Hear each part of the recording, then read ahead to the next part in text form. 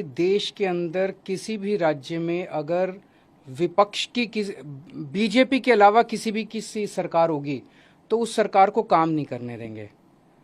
ये बहुत ज़्यादा खतरनाक है। प्रधानमंत्री किसी भी देश के एक फादर फिगर की तरह होते हैं।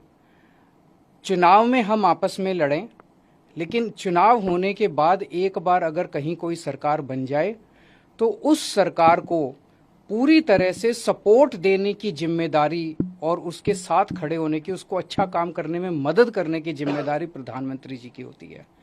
लेकिन हमारे देश के प्रधानमंत्री जी ने ठान लिया है कि अगर बीजेपी को वोट नहीं दोगे, कोई और सरकार बनाओगे, तो उस सरकार को किसी भी हाल में काम नहीं करने देंगे।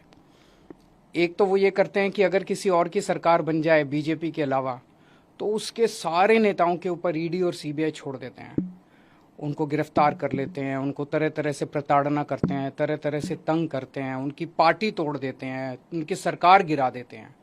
पूरे देश में कई जगह ये देखने को मिला, गोवा में देखने को मिला, महाराष्ट्र में देखने को मिला, कर्नाटक में देखने को मिला। एक के बाद एक राज्य के अंदर जहां नॉन बीजेपी गवर्नमेंट बनती है वहां पे ईडी और सीबीआई को छोड़ के और उनको गिरा दिया जाता है। ईडी और सीबीआई को छोड़ते हैं, नेताओं को डराते हैं। अगर नेता बीजेपी में आ जाए तो सारे मामले बंद हो जाते हैं। हेमंत बिश्व शर्मा, जो इनके ऊपर पहले सीबीआई और ईडी के इतने मामले थे, शारदा कांड था शायद उनका, उसके अंदर वो फंसे और जैसे ही वो बीजेपी में आ गए सारे मामले खत्म।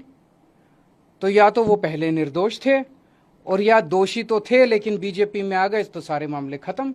उसी तरह से शुभेंदु अधिकारी का मामला आता है, मुकुल रॉय का मामला आता है, नारायण राणे का मामला आता है। अभी उद्धव ठाकरे जी की पार्टी से जब इतने सारे एमएलए तोड़े गए तो कहा जाता है कि उनमें कईयों में सीबीआई और ईडी के मुकदमे चल रहे थे जिनको ठंडे बस्ते में डाल दिया गया।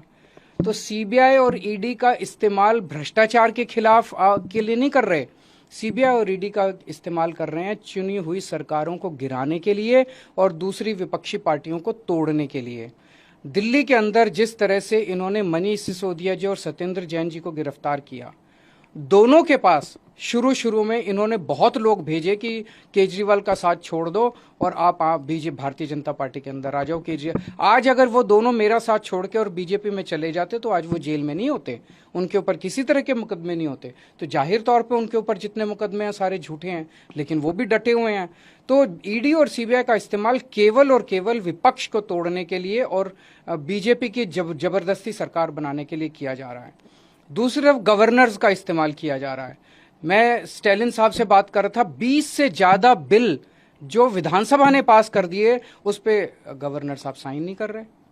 केसीआर साहब ने अभी कल सुप्रीम कोर्ट में केस किया है कि हमारे बहुत सारे बिल गवर्नर लेके बैठे हैं, उस पे साइन नहीं कर रहे।